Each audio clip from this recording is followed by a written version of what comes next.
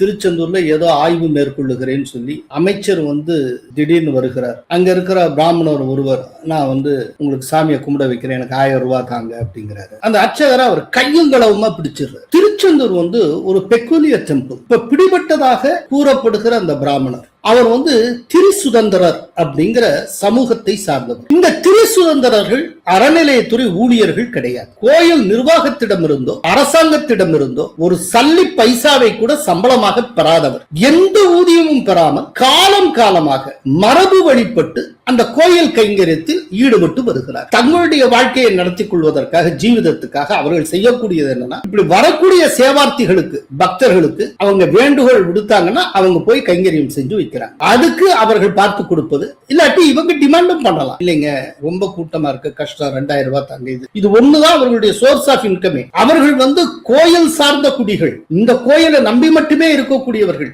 இதை தவிர்த்து அவர்களுக்கு எதுவுமே தெரியாது. இவங்களுக்கு ஒன்னும் அரசாங்கம் அப்படியே வாரி வழங்க.